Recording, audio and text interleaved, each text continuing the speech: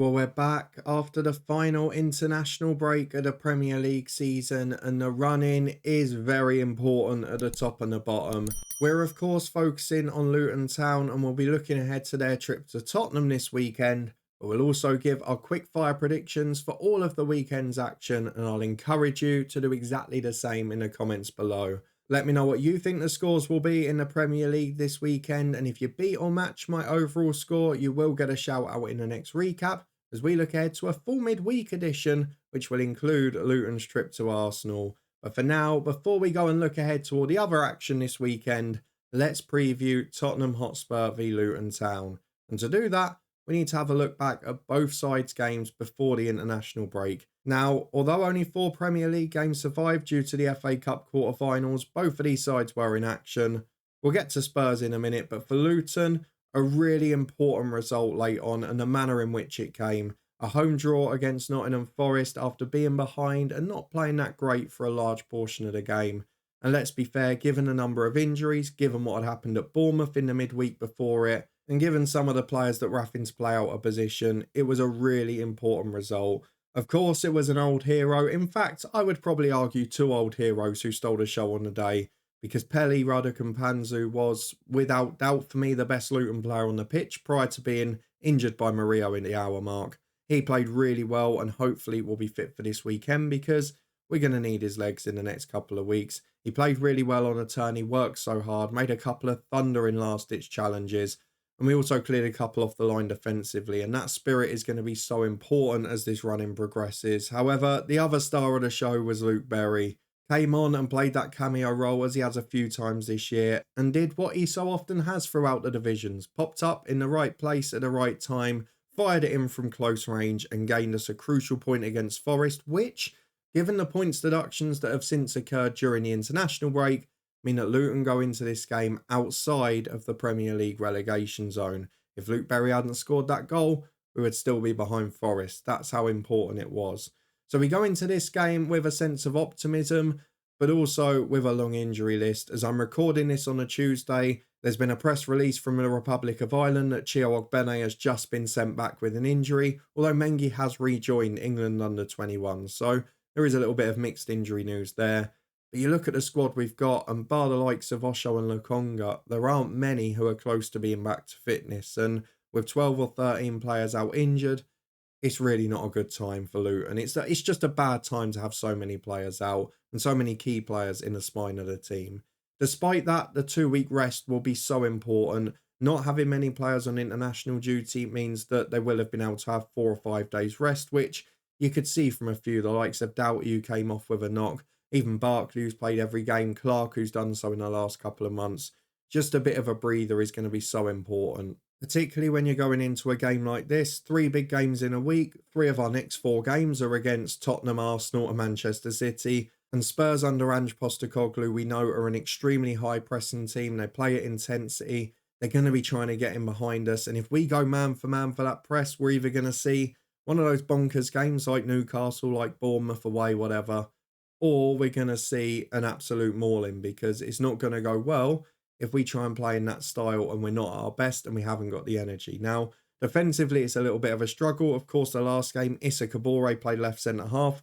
Did very well, I must say, alongside Mengi and Berg, but it's not ideal in this scenario. Setting up in that back 5 is going to be very difficult, particularly if we don't have anyone coming back to fitness. And if Chio's out as well, Kabore will have to move back to that right-hand side, which makes things even more difficult.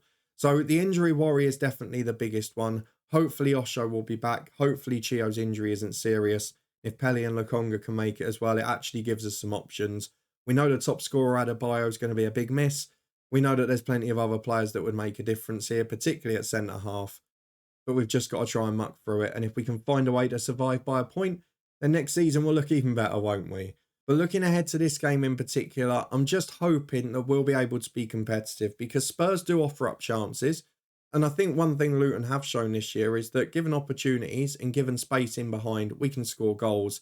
It is why it's so important that people like Chio are fit and that Alfie Doughty's fully fit, because creating those chances out wide, particularly when a Doggy and Porro go flying forward, we will be 3-on-2 at the back, and it's an opportunity for us to take chances. But I just feel Spurs will be too strong, to be honest. Looking at them, they've got a powerful team. They've got a fairly tall team in places as well, which is a set piece worry, given the fact we're running out of centre halves.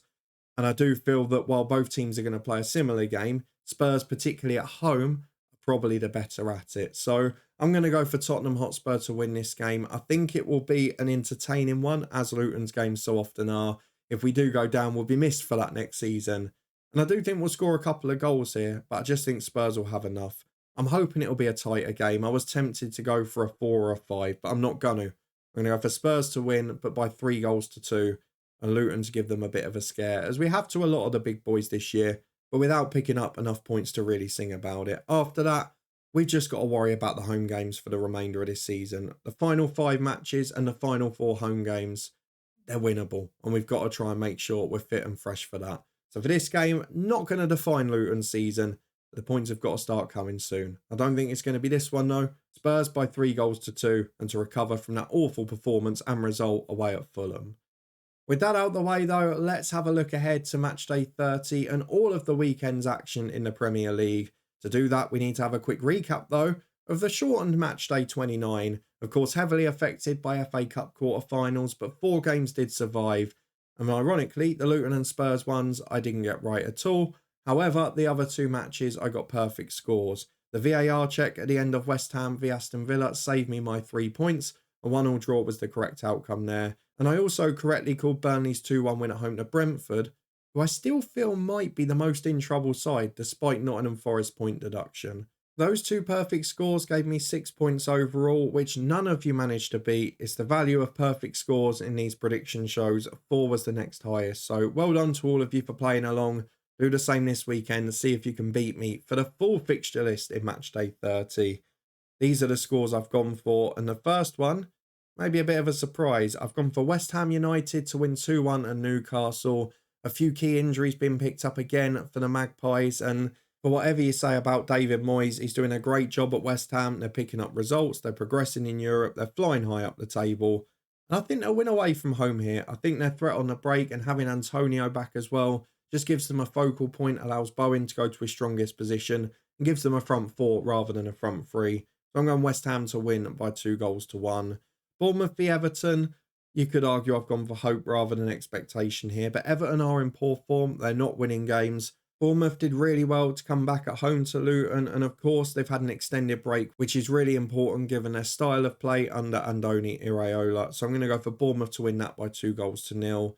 I do think Chelsea will beat Burnley despite a very strange atmosphere at Stamford Bridge during the cup tie. Pochettino's substitutions being booed, despite the fact that the players he brought on made a massive difference in that cup tie. Chelsea are into an FA Cup semi-final and they should beat Burnley despite their great win last time out. I'm going by 3-1 for the hosts. Nottingham Forest versus Crystal Palace is a really big game at the bottom. At the moment, neither side's really scoring freely. Neither side's really got a lot of goals in the team, but both of them looking fairly solid. Of course, Forest, it was a hammer blow against Luton, followed by the one with the points deduction. And I'm going to go on this occasion for them to cancel each other out with a 1-1 draw. Sheffield United versus Fulham is a bit of a tricky one because Fulham are very strong at home. Sheffield United are awful at home, and Fulham are pretty poor on the road. So you're asking for which one's going to be the worst. Of course, generally Sheffield United lose at home by 4, 5 or 6. But on this occasion, I think the game will be tighter. I'm going to go for Fulham to nick it by 2-1, just because Sheffield United are so poor at home. But of all their home games remaining, I wouldn't be shocked if this is the one they pick up a result. Spurs Luton, you know I've gone for 3-2 for the hosts. Hopefully I'm completely wrong and Luton can shock the odds. Then we move on to Aston Villa versus Wolves. The West Midlands game, I'm going to go for Villa to nick it. I think prior to the Europa Conference quarter-final, with a fair few days break between the games, they've got to get themselves the result. Wolves, it was a hammer blow in the FA Cup, but it's been a very good season regardless. I just worry that maybe now it will peter out a little bit. I feel Villa are just a slightly stronger team and will probably do well to cancel out Wolves' sort of physical threats in the middle. They're very dynamic in central midfield areas, but that's where Villa's strength lies as well. So I'm going to go for Villa to nick it by 2-1.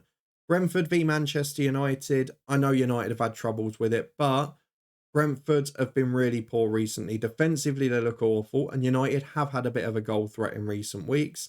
And also offensively, looking at their threat from set pieces, looking at their threat with that front two, I do feel United's defence will be better suited to deal with it than it would be against a side that's going to play through the middle of the park. So as a result of that, after their pulsating cup tie, I'm going to go for them to back it up with a 2-0 win at Brentford. Liverpool-Brighton, I think, is going to be very one-sided. Yes, Liverpool went out the cup, but it was a great game. They've looked imperious in the league, and I still think they're going to pose one hell of a threat. They obviously know that City are playing Arsenal, so if they can win the game, they're going to be in a very strong position compared to at least one of them. I'm going to go for Liverpool to hammer Brighton, who have taken some heavy beatings this time around. I'm going to go by 4-1 at Anfield for the hosts. And then the final game of Super Sunday is City versus Arsenal. A huge one in the title race. And look, Arsenal have been really strong this season. And a couple of times in recent seasons, they've produced halves against City where they've been able to really press them and really make them look poor. But City at home, with their key players coming back, I just feel they're going to have a bit too much. I feel they'll keep the ball, produce a professional performance, and maybe just on this occasion have a bit too much for Arsenal. So I'm going to go for City to win by 2-0. I still feel Arsenal's best trophy chance is the Champions League. I've got to be honest with you. But for this one, I'm going to go for 2-0 to City, which will be a huge result for them in the Premier League title race. And hopefully it'll be a really strenuous and hard-fought game because, of course, Arsenal are playing Luton 3 days after that. So fingers crossed, maybe a couple of suspensions, I don't know. But for me, City are going to edge this one. Those are just my predictions for Matchday 30, though. Do you agree or disagree with them? Let me know in the comments below and give me your predictions for this weekend's action. If you beat or match my score, you will get a shout out in the next recap, which will be on Monday as we look ahead to the whole midweek action in the Premier League. And of course, that will include Arsenal versus Luton Town. Hopefully, Luton will still be outside the relegation zone. If you're looking forward to that and you did enjoy this one, please do put a thumbs up on the video, subscribe and turn that notification bell on to make sure you don't miss a thing. On that subject, if you missed yesterday's championship predictions for Good Friday, you can find them up in the eye above. But for now, thank you very much for watching. Your support, as always, is massively appreciated. It's going to be a huge tight run-in for Luton Town. Fingers crossed a few players can get back fit. And I'll see you back here on Saturday as we look ahead to Easter Monday in the EFL Championship.